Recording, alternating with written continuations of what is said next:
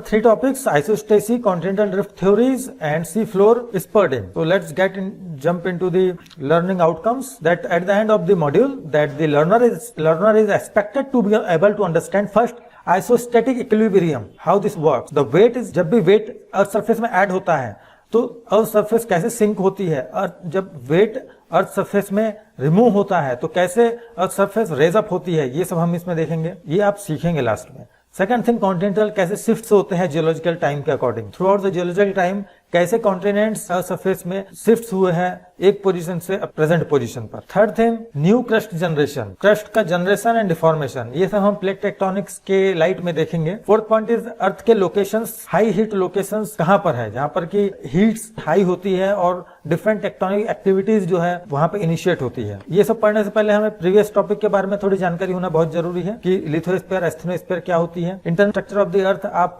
जो किसी मॉड्यूल में पढ़ेंगे इसके पहले वालों में आप मुझे सिर्फ और सिर्फ क्रस्ट और मेंटल में जो अपर क्रस्ट है और क्रस्ट है प्लस अपर मेंटल है, मुझे हमें isostasy, continental drift and sea floor spreading में इन तीन चीजों की जरूरत पड़ेगी। तो क्रस्ट और portion of the upper mantle दोनों मिलकर के जो है लिथोस्फीयर बनाते हैं, जो कि पार्शियली मोल्टन एस्थेनोस्फीयर, जो कि यहाँ पर देख रहे हो आप लोग, लगभग 92 लेकर के 90 to 230 किलोमीटर डेप्थ तक के जो है ये एस्थेनोस्फीयर जो है पार्शियली मोल्टन स्टेट में रहती है, और उसके ऊपर में एस्थेनोस्फीयर के ऊपर में लिथोस्फीयर रिजिड स्टेट में होती है, इसकी मैकेनिकल प्रॉपर्टी रिजिड होती है। यहाँ पर आप देख सकते हो क्लासिफिकेशन भी है मैकेनिकल लेयर्स में, lithosphere, asthenosphere, mesosphere, outer core and inner core, mechanical layers lithosphere. तो यहाँ पे देखो लिथोस्फीयर जो है पार्शियली मोल्टन एस्थेनोस्फीयर के ऊपर में फ्लोट कर रही है, जैसे कि एक लकड़ी का कोई ब्लॉक है वो कैसे पानी के ऊपर में तैरता है, उसी तरीके से यहाँ पे लिथोस्फीयर एस्थेनोस्फीयर के ऊपर में फ्लोट करती है, एस्थेनोस्फीयर फ्लो करने में भी कैपेबल होती है। यहाँ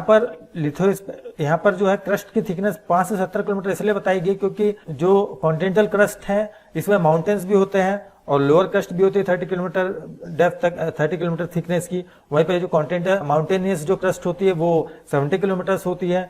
वहीं पे जो ओशियनिक क्रस्ट है 5 से लेकर 10 किलोमीटर तक में वेरिएशन में मिलती है। तो यहाँ पे इस चीज को बताया गया है। अब आइसोस्टेसी में हम यहाँ पे चालू करते हैं। यहाँ पर देखिए एक चीज जो व्यक्ति है ये लेटा हुआ है, जिसमें कि ये जो वेक्टर्स जो मैंने बता के रखे हुए, इसमें जितनी ज्यादा लंबाई उतना ज्यादा प्रेशर जो है उन स्प्रिंग्स पे। ये नीचे एक मैट्रेस है जिसमें कि व्यक्ति लेटा हुआ है, मतलब मैट्रेस के ऊपर में व्यक्ति लेटा हुआ है, जो इसमें फोर्सेज लग रहे हैं मैट्रेस के स्प्रिंग्स में। देखिए कि कहीं पे ज्यादा फोर्सेस लग रहे हैं, कहीं पे कम फोर्सेस लग रहे हैं, जबकि इस व्यक्ति के जो डेंसिटी है और डेंसिटी सिमिलर है, वही थिकनेस जो है अलग अलग है, जिसके वजह से जो है अलग अलग प्रेशर लग रहा है और एक पर्टिकुलर डेप्थ में जाकर प्रेशर इक्वलाइज हो जा रहा है। आप जैसे किसी बेड पर सोते होंगे तो आप अपने आप को भी इसमें एज्यूम कर सकते हैं।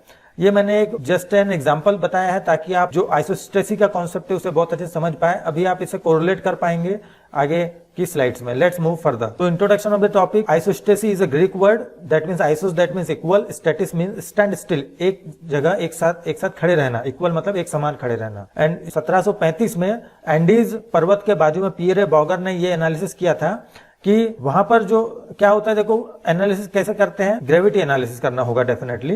तो ग्रेविटी एनालिसिस देखो, कोई भी यदि पेंडुलम लटका हुआ है उसके ऊपर में W is equal to mg, W is a weight, M is a mass और G is a gravity attracting towards the centre of the earth. ठीक है, अर्थ की ग्रेविटी है जी। तो यहाँ पर देखो ये वाला जो पेंडुलम है ये W इसके ऊपर वेट लग रहा है, लेकिन जब ये किसी माउंटेन के बाजू में होगा, है ना, ये माउंटेन है, यहाँ पे माउंटेन है, ये इसके माउंटेन के बाजू में होगा, ये देखो क्रस्ट इतनी है यहाँ पे, ये थिकनेस है, लेकिन माउंटेनियस क्रस्ट की थिकनेस अलग है। तो ये माउंटेन के बाजू में होगा तो माउंटेन का जो मास जो है ये अपने आप को, मतलब एक ग्रेविमीटर जो है ये पेंडुलम को अपने तरफ में अट्रैक्ट करता है। तो जो साइंटिस्ट है उन्होंने देखा कि ये उतना इसका मास है, माउंटेन का जितना मास है उसके मास के अकॉर्डिंग ये डिफ्लेक्ट नहीं हो रहा है, इसे प्लम्ब लाइन कहते हैं। ये प्लम्ब लाइन उतनी डिफ्लेक्ट नहीं हो रही है जितना कि इसका मास होना चाहिए। ये जो माउंटेन का एक एक्सपेक्टेड वैल्यू से कम मास है जो येलो पेंडुलम है, मतलब ये देखो यहाँ तक मास, जब इसका मास ज्यादा होगा तो यहाँ तक अट्रैक्ट होगा, लेकिन मास कम है तो कम अट्रैक्ट होगा। वो आपको फॉर्मूला याद होगा, gravitational force acting between the two masses, m1 m2 is the masses of both the objects and r is the distance between them। so जो डिस्टेंस है और मास है ये सब चीजें अट्रैक्ट करती है। तो यहाँ पे जो माउंटेन है ये मास को उतना अट्रैक्ट नहीं कर पाया जितना करना चाहिए, वैल्यूज कम आ रही है। तो इसके नीचे मास कंपनसेटिंग मास रहेगा तब जाकर के ये वैल्यू इसके ऊपर बराबर में आएगी। दैट मीन्स ये जो लाइटर मटेरियल से बने होते हैं, तो ये माउंटेन लाइटर मटेरियल से बने होते हैं as compare to surrounding ones means layer dense होगी, वहीं कॉन्टिनेंट की लेयर वो लेस डेंसर होगी। यहाँ पे ठीक है, इतना समझ में आ रहा होगा। ठीक है, तो 1735 में एंडीज पर्वत के बाजू में पियरे बॉगर ने ये एनालिसिस किया कि वैल्यूज यहाँ पर कम आ रही है पर्वत के बाजू में। यदि हम ग्रेविटी मेजरमेंट करते हैं, जितना वैल्यू आना चाहिए पर्वत के अट्रैक्शन के कारण उतना नहीं आ रहा है, उससे कम वैल्यू आ रहा है। डिफ्लेक्शन जो प्लम लाइन का हो रहा है वो कम हो रहा है। उसके बाद में surveyor general of India sir George Everest, इन्होंने 1735 से लगभग 100 साल बाद इन्होंने एनालिसिस किया कि हिमालय के बाजू में कि सेम चीज जो पियरे बॉगर को मिल रही थी वही सेम चीज हिमालय में भी मिल रही है। और उसके बाद में 1889 में सर क्लेरेंस डटन CE ने 1889 में आइसोस्टेसी ये टर्म का इन्हें प्रपोज किया इन्होंने ये टर्म, और जिस आइसोस्टेसी जिसका मतलब है कि इक्वल स्टैंड स्टिल मतलब एक जगह पर खड़े होना इक्वली। ठीक है, क्लेरेंस डटन ने इन्होंने 1889 में दिया। Let's move further slide. यहाँ पर देखो आइसोस्टेसी क्या है। आइसोस्टेसी और isostatic equilibrium is the state of gravitational equilibrium between the lithosphere and asthenosphere such that the response of the outer shell of the earth's crust floats at an elevation that depends on its thickness and density। इसका मतलब ये है कि ये एक gravitational balance है between the lithosphere and asthenosphere. जो मैंने आपको थोड़ी देर पहले लिथोस्फीयर और एस्थेनोस्फीयर बताया था कि लिथोस्फीयर जो है एस्थेनोस्फीयर के ऊपर में फ्लोट करती है, जैसे कि एक नाव जो है वो पानी के ऊपर में फ्लोट करती है तो उसके ऊपर में दो तरीके के फोर्सेस अप्लाई होते हैं। एक तो W = mg, जो कि G क्या है, अर्थ की ग्रेविटी है, मतलब ग्रेविटी एक अट्रैक्ट करती है उसे अपने सेंटर की ओर। दूसरी चीज है बायोंसी, जो कि वाटर जो है बायोंसी अप्लाई करता है in the opposite direction of gravity, जिसके कारण कि वो फ्लोट करता है कोई भी ऑब्जेक्ट। सिमिलर वे लिथोस्फीयर जो है ये रिजिड है, एस्थेनोस्फीयर प्लास्टिक स्टेट में है, पार्शियली मोल्टन स्टेट में है। तो ये लिथोस्फीयर जो है एस्थेनोस्फीयर के ऊपर फ्लोट करता है, और इसमें फिर वर्टिकल आइसोस्टैटिक एडजस्टमेंट होते हैं वर्टिकल क्रिस्टल ब्लॉक्स में। ये क्रस्ट के आउटर, मतलब ये अर्थ के आउटर लेयर की बात कर रहा है, आउटर लेयर जिसमें कि क्रस्ट है, मतलब लिथोस्फीयर है। ये अपने डेंसिटी और उनकी थिकनेस, मतलब लिथोस्फीयर की जो डेंसिटी है और उसकी थिकनेस के आधार पे ये आइसोस्टैटिक एडजस्टमेंट करते हैं एक दूसरे में। तो इससे संबंधित जो है दो मॉडल्स दिए गए थे एरी और प्राट के द्वारा 1855 में, एरी मॉडल एंड प्राट मॉडल। अभी इसको और अच्छे से एनालिसिस में देख लेते हैं हम लोग। ये एरी मॉडल जो होता है ये इसके अकॉर्डिंग क्या है, जो outermost cell of the earth is of a constant density and overlies a higher density layer. यहाँ पे देख सकते हो density of asthenosphere is 3.3 gram per centimetre cube. ये डेंसर है as compare to 2.7 gram per centimetre cube. ये outer layer of the earth है जिसे हम लिथोस्फीयर कह रहे हैं। इनका डेंसिटी सेम है बट इनका थिकनेस अलग अलग है। ठीक है, ये जो देखो थिकनेस अलग अलग है इनका। तो इनकी जो बेस है ये भी इरेगुलर है, अनइवन है। जो जितना ऊपर है वो उतना ही नीचे है। ये जो ब्लॉक है जितना ऊपर है उतना ही नीचे है। सिमिलर वे सारे के साथ में जो जितना ऊपर है उतना नीचे है। ठीक है, उनकी थिकनेस अलग अलग है बट उनकी डेंसिटी सेम है। इनका जो अपर सरफेस, मतलब जो सरफेस की जो टोपोग्राफी है अर्थ के, वो भी अलग अलग है। देखो surface topography is compensated by buoyancy. इसके बाद में देख रहे हो different heights of land masses were due to blocks of different thickness. ये देखो अलग अलग थिकनेस के लैंड मासेस हैं, क्रिस्टल ब्लॉक्स अलग अलग थिकनेस के हैं। इनमें क्या होता है, इन क्रिस्टल ब्लॉक्स में वर्टिकल एडजस्टमेंट होते हैं, different thickness of the same density floating at different depths. तो यहाँ पर कि इनके जो थिकनेसेस है अलग अलग है, डेंसिटी सिमिलर है, और जिस वजह से ये आइसोस्टेटिक एडजस्टमेंट करते हुए एक पर्टिकुलर डेप्थ में ये इरेगुलर जो है सरफेस बनाते हैं, जो जितना ऊपर होगा उतना नीचे रहेगा। और ये सारे जितने भी है ग्रेविटी के कारण जो प्रेशर जो बनाते हैं ये जोन ऑफ कंपनसेशन की लेयर है। ठीक है, एक पर्टिकुलर डेप्थ में जाकर के ये जितना भी प्रेशर अप्लाई करते हैं इस एस्थेनोस्फीयर के ऊपर में, क्रिस्टल ब्लॉक जितना भी प्रेशर अप्लाई करते हैं एक पर्टिकुलर डेप्थ में जाकर के वो सारा प्रेशर जो है एक दूसरे के बीच में इक्विलिब्रेट करता है। जैसे आपने एक तराजू देखा होगा, तराजू में क्या होता है कि एक तरफ 1 किलो का बाट है और एक तरफ में सब्जियां रखी है 1 किलो की, तो बराबर रहती है। बट यदि अलग हो जाए तो डिफरेंट हो जाता है। तो उसी तरीके से बैलेंस यहाँ पर बनाया जाता है कि पर्टिकुलर डेप्थ में जाकर जोन ऑफ कंपनसेशन में ब्लॉक्स इक्विलिब्रेट करते हैं एक दूसरे के वेट को, एक ऊपर चले जाएगा एक नीचे चले जाएगा, इक्विलिब्रेट होगा। एरी हाइपोथेसिस के बाद में प्राट हाइपोथेसिस, इसमें क्या कहा गया है कि जो different blocks of different densities are floating at the same base level. ये अर्थ क्रस्ट के ब्लॉक्स हैं, इनमें वर्टिकल एडजस्टमेंट होता है और ये अलग अलग डेंसिटी के हैं और इन जो जितना लाइट मतलब जो जितना लेजर डेंसिटी का होगा वो उतना ऊपर तक रहेगा, बट सेम बेस लेवल होगा। जो डेंस होगा वो उतना नीचे रहेगा, ठीक है, बट सेम बेस लेवल में ये जो है फ्लोट करेंगे। डेप्थ ऑफ कंपनसेशन वही है कि इन सबका प्रेशर जो है जोन ऑफ कंपनसेशन में जाएगा और यहाँ पे इक्विलिब्रेट होगा, ठीक है। जोन ऑफ कंपनसेशन में यदि किसी जैसे मान लीजिए कि यहाँ पर जो ये माउंटेन है लेसर डेंसिटी का, ये इसका अपर पोर्शन यदि इरड हो जाता है तो ये इरड होकर यहाँ पे डिपॉजिट होगा। डिपॉजिट होने के बाद में क्या होगा, यहाँ पे वेट बढ़ेगा तो ये नीचे आ जाएगा यहाँ से, लेकिन यहाँ से मटेरियल निकल जाएगा और यहाँ पे जाके चिपक जाएगा, ठीक है। तो इस तरीके से ये आइसोस्टैटिक एडजस्टमेंट चलता है ऊपर और ये रेज अप हो जाएगा। ये आइसोस्टैटिक एडजस्टमेंट है कि यदि ऐड किया जाता है या रिमूव किया जाता है तो आइसोस्टैटिक एडजस्टमेंट के थ्रू वो कंपनसेट किया जाता है। जोन ऑफ कंपनसेशन में प्रेशर इक्विलिब्रेट किया जाता है। Constant depth to the base of the outermost shell of the earth, whole density varies according to the surface topography. Different heights of the mountain were due to blocks of different densities floating at the same base level. यहाँ पर I think सभी को clear होगा जो मैंने भी समझा चुका हूँ प्राट हाइपोथेसिस में, ठीक है। एरी और प्राट दोनों इंपॉर्टेंट है। Airy is most accepted because that explains Airy hypothesis के अकॉर्डिंग जो जितना ऊपर रहेगा, जो ब्लॉक जितना ऊपर रहेगा, देखो यहाँ पे जो जितना ब्लॉक ऊपर रहेगा उतना नीचे जाएगा। तो ये जब सिस्मिक स्टडीज की गई, ग्रेविटेशनल स्टडीज की गई माउंटेन में, तो ये चीजें प्रूफ हो गई कि जो माउंटेन जितना ऊपर रहता है उतना ही नीचे भी रहता है। और जब वेट ऐड किया जाता है इनमें, यहाँ पर इरेजन के थ्रू वेट इसमें ऐड किया जाएगा डिप्रेस्ड एरिया में, सेडिमेंटेशन वाले एरिया में, तो सब्सिडाइज होते हैं, सिंक होते हैं। और जहां पर कि वेट रिमूव किया गया हो सेडिमेंट्स इरेजन के थ्रू, तो वहां पे वो रेज अप होता है। Weight adding up and removal both are compensating through the isostatic vertical adjustment of the crustal blocks. यहाँ पर देखो ये जो व्यक्ति लेटा हुआ है मैट्रेस के ऊपर में, यहाँ पर भी इस व्यक्ति का जो डेंसिटी है सिमिलर है थ्रू आउट द बॉडी, थोड़ा बहुत वेरी करता है बट सिमिलर है density, but thickness is varying. यहाँ पर देखो थिकनेस कम है, यहाँ पर देखो ये जो स्प्रिंग है ये कम जो है इनमें फोर्स लग रहा है, वहीं पे जो ये वाला जो पोर्शन है इसमें ज्यादा फोर्स लग रहा है। यहाँ पे भी सेम चीज, यहाँ पे देखो थिकनेस ज्यादा है तो यहाँ पे फोर्स जो है ज्यादा लग रहा है। स्प्रिंग्स में देख लो आप, तो इस तरीके से ये, और फिर डेप्थ में जाकर के यहाँ पे जोन ऑफ ये इक्वल प्रेशर आ जाता है कि सारे के जितने जो भी फोर्स लग रहे हैं यहाँ पर जाके इक्वल प्रेशर करने के लिए एक जोन ऑफ कंपनसेशन होता है, जो कि जितने भी प्रेशर ऊपर से लग रहे हैं उसको इक्विलिब्रेट करता है, इक्विलाइज करता है।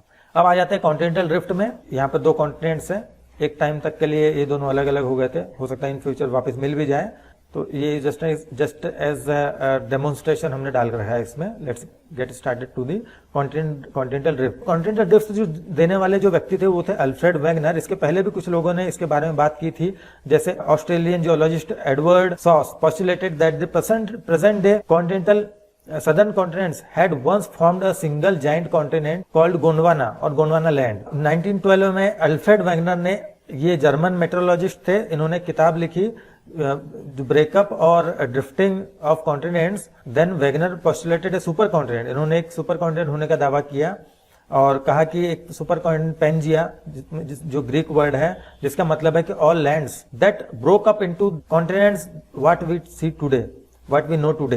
ये पेंजिया जो है अपने अपने कॉन्टिनेंट्स में टूट गया और जिसको हम देखते हैं आज के डेट में। Wegener unable to prove that the forces were pushing them across earth surface. Wegener जो है इस चीज में फेल हो गए समझाने में। उन्होंने ये तो पोस्टुलेट कर दिया कि पेंजिया था, ऑल लैंड्स, ये सब उन्होंने पोस्टुलेट कर दिया। साथ में इसको सराउंड करने वाला एक ओशियन भी था, पैंथेलसा, जिसका मतलब है कि वो भी ग्रीक वर्ड है, जिसका मतलब है कि ऑल वाटर, ठीक है। उसके बाद में वैगनर ने ये सब तो प्रपोज कर दिया, बट वो ये प्रूव करने में असमर्थ थे, एविडेंस नहीं थे उनके पास में। उन्होंने जो भी एविडेंस दिया तो वो एविडेंस एक्सेप्टेबल नहीं थे मोस्ट ऑफ द साइंटिस्ट के द्वारा। तो the theory of continental drift was not accepted 40 years, ठीक है। 40 साल तक ये एक्सेप्ट नहीं हुआ, 1912 से लेकर 40 साल तक एक्सेप्ट नहीं हुआ। उसके बाद जब पॉजिटिव और negative geomagnetic evidences, geomagnetic anomalies जब रिसर्च के दौरान जियोफिजिक्स ने हमें दिया, उसके बाद में अल्फ्रेड वैगनर के द्वारा दी गई थ्योरी थी, ये एक्सेप्ट हुई 1950s और 1960s में। यहाँ पे देख सकते हो ये एक पजल के जैसे था। एक ये अर्थ की सरफेस है और जिसमें कि कॉन्टिनेंट्स है, और देखो कैसे ये एक दूसरे, ये देखो पेंजिया था एक, ये टूटा एक एज में, देखो यहाँ पर एज भी चल रही प्रेजेंट डे में। परमियर में ऐसा था, ट्राइसिक में, जुरासिक में, क्रेटासिस में, प्रेजेंट डे में इस तरीके से है। तो ये एक पजल के जैसे था, जैसे पजल होती है उस तरीके से जो अर्थ के सारे कॉन्टिनेंट्स हैं अर्थ के ऊपर में, ये सब बिखरे, मतलब पहले यूनाइटेड थे, बाद में ये सब स्पर्ड ड्रिफ्ट हो गए एक दूसरे से काफी दूर तक, और ये अभी भी कंटिन्यूएशन में है। कॉन्टिनेंटल ड्रिफ्ट, इसके बारे में थोड़ा जान लेते हैं। At the beginning of the Mesozoic era, according to geological time scale, Mesozoic era started from 200 million year ago. तो ये कॉन्टिनेंट्स यूनिफाइड थे, जिसको सुपर कॉन्टिनेंट कहा गया था, सिंगल सुपर कॉन्टिनेंट, जिसका नाम था Pangaea. Huge ocean which surrounds Pangaea are called Panthalassa. Pangaea के आसपास जो है पैंथालेसा था, देखो ये पेंजिया है, इसके आसपास पैंथालेसा ये सागर था। इसके बाद में पैंथालेसा सागर था, जिसका मतलब है all water. Continents began to break up into smaller continent at the beginning of the Mesozoic era. Mesozoic era के टाइम में ये ब्रेक होना स्टार्ट हुआ। The southern huge landmass called Gondwana land, ये सदर्न ह्यूज लैंडमास था, ये Gondwana land है, जिसमें South Africa, America, Australia, Antarctica, India ये सब आ जाते हैं। नदर्न लैंडमास लॉरेशिया है, ये लॉरेशिया, इसमें साउथ अमेरिका, यूरेशिया और ग्रीनलैंड भी आता है। ग्रीनलैंड इधर कहीं पे आता है, इसमें नहीं है। The northern landmass called Laurasia which included north America, Greenland and Eurasia. यहाँ पर भी आप देख सकते हो ज्वाइंट ये यूनिफाइड लैंडमास था। फिर कैसे ये लॉरेशियन गोंडवाना में बीच से यहाँ पे टेथिस ओशियन बन गया, और ये कैसे अलग अलग हो गए। उसके बाद में मॉडर्न वर्ल्ड देखो, अभी फिर से ये अलग अलग हो गए, स्पर्ड हो गए ऑल ओवर द वर्ल्ड। इसके बाद में इसको प्रूव करने के लिए कुछ एविडेंसेस थे, जैसे fit of structural element similar orogenic belt, जो नॉर्थ अमेरिका है, अफ्रीका है, ग्रीनलैंड है, यूरोप है, ये देखो यूरोप है, इनमें सिमिलर ट्रेंड्स है कुछ ओरिजिनिक बेल्ट्स के। ये देखो ओरिजिनिक बेल्ट्स के सिमिलर ट्रेंड्स है। ओरिजिनिक बेल्ट्स मतलब कि माउंटेन रेंजेस, ये कैलिडोनियन माउंटेन्स और भी कुछ माउंटेन्स हैं, अभी आगे हम देखेंगे। इसका स्ट्रक्चर सिमिलर ओरिजिनिक बेल्ट्स का मतलब है माउंटेन बिल्डिंग बेल्ट्स। इसके बाद में कुछ दूसरे एविडेंस, जो जब ये पेंजिया जब यूनाइटेड था तब वहां पर फ्रेश वाटर मिसोसोरस रहते थे। अब यूनाइटेड था तो रहते थे उसमें, लेकिन जब ये यूनाइटेड नहीं रहा, जब ये ब्रेकअप हो गया इनमें, तो ये सब अलग अलग चले गए। जैसे हमने जो हमारा फर्स्ट स्लाइड था कॉन्टिनेंटल ड्रिफ्ट में जिसमें मिसोसोरस जो थे एक दूसरे से मिल नहीं पा रहे थे, मतलब कि एक कॉन्टिनेंट दूसरे कॉन्टिनेंट से अलग हो गया था। तो वो ना तो स्विम करके जा सकते थे क्योंकि वो फ्रेश वाटर थे, और सी वाटर में सलाइन होता है। तो ये प्रूव करता है कि चूंकि इनके फॉसिल्स यहाँ पर भी मिले, इस कॉन्टिनेंट में भी और इस कॉन्टिनेंट में भी, इस तरीके से ऑल ओवर दी वर्ल्ड ये डिस्ट्रीब्यूटेड मिले, तो ये प्रूव करता है कि कहीं ना कहीं ये एक टाइम में यूनिफाइड था। उसके बाद similarity in shape and size, यहाँ पे देखो साउथ अमेरिका और अफ्रीका, इनकी फिटिंग देखिए, ये कोस्टल लाइन की फिटिंग ये एक जैसे जुड़ी हुई है। प्रेजेंट मेसोजोइक टाइम की बात है, अभी भी इनका मैचिंग जो है वो होता है। अभी हम आगे की स्लाइड में देखते हैं, इसमें देख लो कैसे फिट होता है। देखो ये देखो इनकी यहाँ पे जो ये आज के प्रेजेंट डेट का जो वर्ल्ड का मैप है, यहाँ पे कैसे फिट हो रही है, ये फिट हो जाएगा यहाँ पे। तो इस तरीके से इसमें similarities in structural similar in the shape of the coastline, यहाँ तक ठीक है। उसके अंदर पैलियोक्लाइमेटिक एविडेंसेस, जो अर्थ है, अर्थ में जो अंटार्कटिका है वो एक टाइम पर यहाँ पर मतलब ये साउथ पोल हुआ करता था, और यहाँ पर ग्लेशियल एनवायरनमेंट होता था, बर्फ जमी होती थी, वहां से बर्फ का ट्रांसपोर्टेशन हुआ और उसके थ्रू जो सेडिमेंट्स डिपॉजिट होता है उसे टिल कहते हैं, टिल डिपॉजिट्स। तो टिलाइट डिपॉजिशन हमें कहीं कहीं पे मिलने लगा, साथ में स्ट्राइएशन जो सरफेस में थे वो मिलने लगे, साथ में उस टाइम में इस साउथ पोल में जो वेजिटेशंस थी जैसे ग्लोसोप्टेरिस वगैरह, ये सब भी डिस्ट्रीब्यूटेड होकर इस ऑल ओवर दी इन रीजन्स में India, Australia, Africa, South America यहाँ पे मिलने लगे। साथ में टिलाइट डिपॉजिट भी उस एज के सेडिमेंटेशन मतलब फॉसिल रिकॉर्ड ये सब मिलने लगे, जिसकी वजह से हम ये कह सकते हैं कि पैलियोक्लाइमेटिक एविडेंसेस के आधार पर भी हम ये कह सकते हैं कि कॉन्टिनेंट्स है वो उस टाइम में यूनाइटेड थे। ग्लोसोप्टेरिस जो मैं बताया थोड़ा सा पहले, Antarctica, India, Australia, South America, इन रीजन्स में ये देखो एक पौधा है जिसकी ये लीव्स है, इस तरीके के डिपॉजिट जो है वो फ्लोरा जो है इस टाइप के इतने रीजन में आज की डेट में भी इनके फॉसिल्स मिलते हैं, जो कि इस बात का एविडेंस है कि once upon a time this all continents were united. Geomagnetic evidences, इसके आने के बाद में जो है कॉन्टिनेंट्स थे यूनाइटेड थे, ये प्रूव हो गया। जैसे अर्थ में मैग्नेटिक फील्ड होता है, मैग्नेटिक फील्ड होने के कारण क्या होता है कि जब इग्नियस रॉक्स बनती है तो जो उसमें फेरोमैग्नीशियम कंटेंट वाले, जो आयरन कंटेंट वाले जो मिनरल्स होते हैं वो अपना एक अर्थ मैग्नेटिक फील्ड के डायरेक्शन में अपने आप को ओरिएंट कर लेते हैं, और उस समय के पोल्स नॉर्थ और साउथ पोल के डायरेक्शन बताते हैं, और साथ में ही उनके जो कंपोनेंट्स है lead, inclination and declination. Inclination क्या होता है कि ये मैग्नेटिक लाइन जा रही है, ये हॉरिजॉन्टल जो एंगल बनेगा उस एलिमेंट का डिक्लिनेशन कहेंगे, और जो इंक्लाइंड मतलब जो वर्टिकल प्लेन में जो बनेगा, हॉरिजॉन्टल प्लेन में बनेगा, जो वर्टिकल प्लेन में जो बनेगा उसे इंक्लिनेशन कहेंगे। तो उस आधार पे जो है इंक्लिनेशन डिक्लिनेशन के आधार पर और नॉर्थ और साउथ पोल के आधार पर डायरेक्शन शो हो जाती है, एंशिएंट पोल का डायरेक्शन पता चल जाता है, एंशिएंट पोल के लोकेशन पता चल जाते हैं। ठीक है, यहाँ पे वही प्रोसेस बताई जा रही है। ये इग्नेस रॉक्स में भी होता है, सेडिमेंट्री रॉक्स में सेडिमेंट्स जो है जो वो भी अपने डायरेक्शन अर्थ मैग्नेटिक लाइंस के डायरेक्शन में अलाइन कर जाते हैं। पोलर वंडरिंग, ये अर्थ सरफेस में वो प्लेसेस जहां पर कि रॉक का पैलियोमैग्नेटिक एनालिसिस किया गया, और देखो यहाँ पर 100 million year, 200 million year, 300 million, 400 तो 500 मिलियन ईयर, इस तरीके से पोलर वंडरिंग कर्व बनते हैं। अपरेंट पोलर वंडरिंग कर्व ये बनते हैं पैलियोमैग्नेटिज्म के आधार पर। रॉक्स में जो फॉसिल मैग्नेटिज्म होता है उसे एनालिसिस किया जाता है और उसके आधार पर ये बताया जाता है। जैसे देखो ये है, ये देखो यूनाइटेड, जब ये दोनों जब पेंजिया था उस टाइम में जो ये दोनों कर्व बने हैं, ठीक है, मतलब एक दूसरे से मैचअप करेंगे। बट अभी प्रेजेंट स्टेट में ये दोनों कर्व एक दूसरे से अलग जा रहे हैं, थोड़ा सा बाइफरकेशन है प्रेजेंट टाइम में। तो ये जिस तरीके से मूव किए हैं, ठीक है, ये जहां यहाँ पे रॉक्स का एनालिसिस करके पता कर लिए है कि जैसे यहाँ पे कंटेंट्स अलग अलग है, यहाँ पे सिंगल है, ज्वाइंट रहेगा तो ये भी ज्वाइंट रहेगा, क्योंकि यहाँ पे जो डिपॉजिट, यहाँ पे जो फॉसिल मैग्नेटिज्म रहेगा वो सेम रहेगा। बट वहीं पे अलग अलग जब कंटेंट्स हो जाएंगे तो इनका डायरेक्शन तो मतलब इनका दोनों का डायरेक्शन अलग अलग आएगा, पर दोनों ये बताएंगे कि शिफ्टिंग हुई है। एविडेंसेस फॉर लॉरेशिया, तो लॉरेशिया की एविडेंस है कि वो बहुत अच्छे से फिट हो गए थे, पहली बात। दूसरी बात, इनमें जो Norway, Caledonian, Appalachian and east Greenland mountains है, ये जो है सिंगल चेन बनाते हैं इन दोनों में, ठीक है। माउंटेन्स देखो continental shelf matching ancient rock assemblage, यहाँ पे देखो ये मैचिंग, ये जो येलो कलर के जो रॉक्स हैं ये एक दूसरे से बहुत शानदार मैच कर रहे हैं। ये Caledonian, Appalachian and east Greenland mountain ये एक साथ बनाते हैं, तो ये लॉरेशिया का एविडेंस है। फिर इनके वैगनर की हाइपोथेसिस को जो है ऑब्जेक्शन इनके खिलाफ काफी थे, लेकिन जो फाइनली इन्होंने एक्सेप्ट इसे प्रूव किया। 1930 में इनकी डेथ हो गई थी, बट 1960 में जब इनको एक्सेप्ट किया गया इस थ्योरी को। The fit suggested is hardly perfect, ठीक है, ये कुछ ऑब्जेक्शन थे इस कॉन्टिनेंटल ड्रिफ्ट से संबंधित। Fossil plants can spread by wind और ocean currents, mechanical impossible such large scale drifting, superficial resemblance of petrographic evidences, polar wondering.